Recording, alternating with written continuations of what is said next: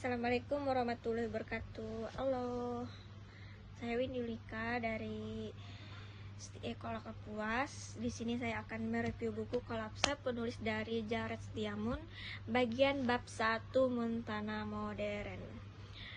Pada bab ini, penulis mengajak pembaca melihat kondisi lingkungan dan kehidupan masyarakat di Montana, Amerika Serikat.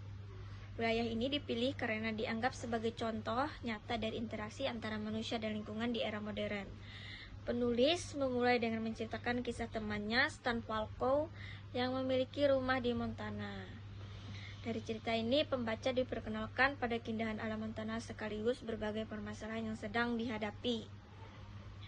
Montana memiliki sejarah ekonomi yang bergantung pada eksploitasi sumber daya alam seperti pertambangan, kehutanan, pertanian, dan peternakan. Seiring waktu, aktivitas tersebut menimbulkan berbagai masalah lingkungan, di antara lain 1. Pencemaran air oleh limbah tambang, 2. Kerusakan hutan dan meningkatkan risiko kebakaran, 3. Degradasi tanah akibat penggunaan berlebihan, 4. Hilangnya keanekaragaman yang hayati. Penulis juga mengangkat kisah beberapa tokoh lokal seperti peternak, pengusaha, dan penduduk setempat. Masing-masing memiliki pandangan yang berbeda tentang bagaimana sumber daya alam seharusnya dikelola. Ada yang lebih mengutamakan keuntungan ekonomi, sementara yang lebih peduli pada kelestarian lingkungan. Bab ini diakhiri dengan gagasan bahwa Montana merupakan model dunia, yaitu gambaran kecil dari masalah global yang juga dihadapi banyak negara lain. Adapun analisis isinya pada bab ini menonjol karena pendekatan yang digunakan oleh penulis, yaitu menggabungkan cerita pribadi dengan analisis ilmiah.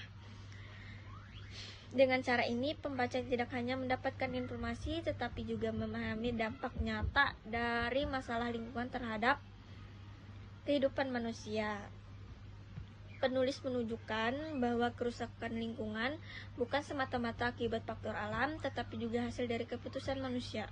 Dalam konteks Montana, eksploitasi sumber daya dilakukan untuk kepentingan ekonomi jangka pendek tanpa mempertimbangkan dampak jangka panjang.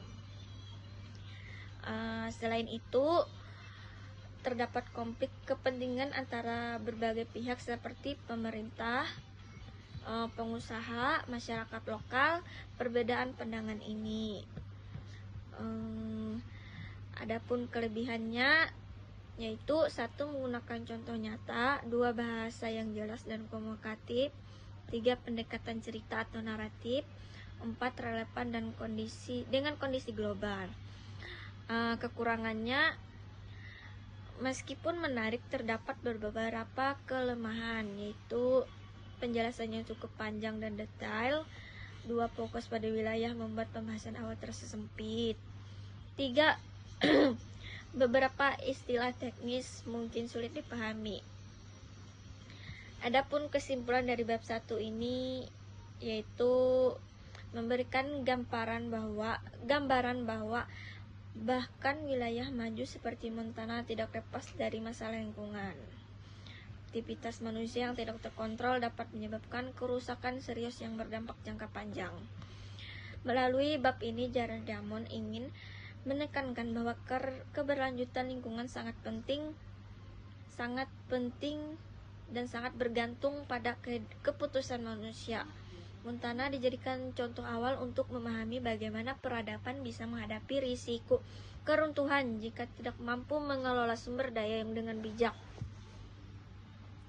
Pada bab ini menjadi dasar penting untuk memahami isi buku secara keseluruhan, sekaligus mengajak pembaca untuk lebih peduli terhadap lingkungan di sekitarnya.